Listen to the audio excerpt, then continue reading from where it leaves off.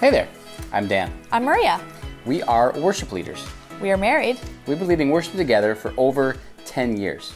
And our goal as worship leaders is to bring people together to experience the love of Christ. Yeah. So we do that through leading worship, creating songs, and teaching. So this particular video is going to be more about, more for worship leaders or bands or band directors or people that are kind of involved in the music aspect of worship. So today I want to talk about knowing what to do next, how to get better. You know, you're pretty good as a band, you've learned the songs, people generally don't crash and burn during the songs, you haven't had a total train wreck in your worship service in a while. You get this place where you're like, okay, how do we move on from here? Now what do we do? Right. So two things we believe that will make bands and teams better, and these two things that have the biggest impact on growing as a team. And there's these two things. Are we saying what the two things are? Well, the first thing was on part one of this video. Oh, right. So make sure you go ahead and check out part one. Definitely. That's what it is. Yeah. So that was definitely, in part one was click. Right. Playing to a metronome. Super important, super valuable. It teaches you so many things. It helps your band get so much better. But today, number two, part two, is recording yourselves. So the truth is, when you, your mental picture or mental image of yourself sometimes isn't accurate. Sometimes, you know, we don't always hear ourselves as we actually sound or see ourselves as we actually look. Obviously, recording yourself is not going to make you better, but it will reveal what you need to work on. Right. So it's going to show you how to be more effective in practice, and audio and video is the best to do. Yeah. So try to get the whole stage view.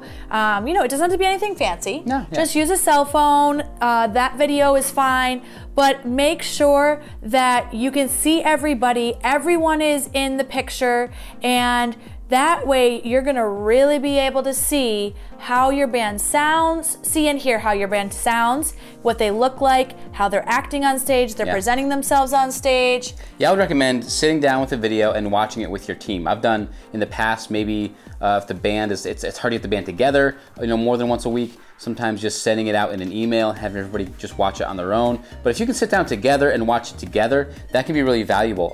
It's probably gonna be painful at first, let's be honest. Most people don't like seeing themselves on video. We feel awkward, we notice things about ourselves that, like we said, maybe your mental picture of yourself isn't how you actually look on the video. You might be kind of surprised and maybe even a little bit disappointed, but it's something that you gotta get over, because even though nobody likes to look at themselves, and even though video is harsh, in fact, you will never sound worse than you sound on video. You know, the audio of the video is gonna reveal a lot of things that maybe you're like, oh, I didn't think that sounded that bad. And the truth is, it might not sound that bad, but it does reveal some things that you can work on. And you probably won't even have to say anything. You probably won't have to say, hey, this didn't work well, or that didn't sound all that great, because everybody's gonna hear it for themselves. Everybody's gonna see it, and they're gonna, you know, hear the mistakes, see the mistakes. Yeah, I think that you're really gonna be able to even see how you present yourself. So you're gonna see, is everyone smiling? Yeah. Are people moving? You know, when you're on camera or when people are watching you and you're on a stage,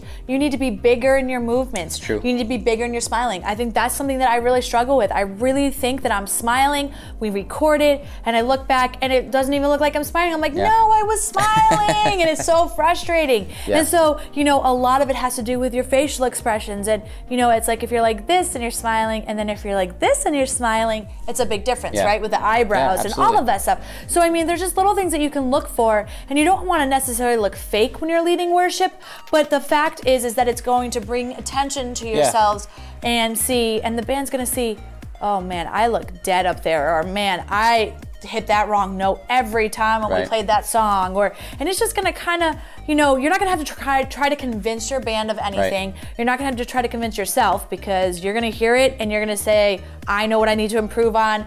But you also want to be deliberate in your practices based on your recording. So then it can let you know, like, oh, we really need to focus on stage presentation. Oh, we really need to work on this part of this song. Maybe song transitions. Yeah, transitions is always a big one.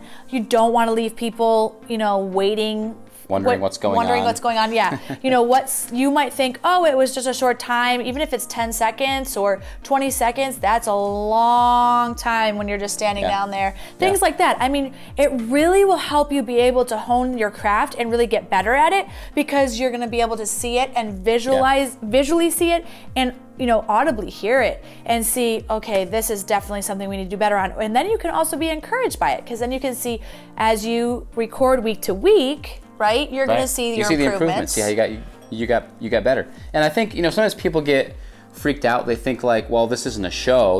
We're not putting on some kind of like concert, but it's really not about that. What it is about is communicating to people in a way that they can hear and they can understand what you're trying to get to them. You know, if you're on stage and you're whispering, you know, the praises of our King, you might be doing a great job, but nobody else can hear you. Right. If you're on stage and you're full of joy and you're excited, you know, sometimes that doesn't get communicated with your actions. You might be saying, we love God and we're excited to be here, but your face and your actions and your body isn't communicating that. And let's face it, most of our communication is nonverbal. It's from how we present ourselves, how we look to people. And so it's important to have those things line up so people can see what we're trying to communicate to them. Yeah, and I encourage you that as you're watching those videos, you know, if you see a band member who's doing something exceptionally well or doing really well at something, you know, make sure you point it out so that people are encouraged, because when you watch these videos and you listen to them, you can kind of get frustrated or down on yourself. But this really will help your team actually grow closer together. And so I just really encourage you to do that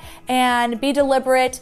If you have any questions for us, right? Feel free to comment on this video or hit us up on social media at Wolford Music in Instagram or on Facebook. Definitely follow us and check out what we're doing. We'd love to connect with you. Yeah. Thank you. Have a great week.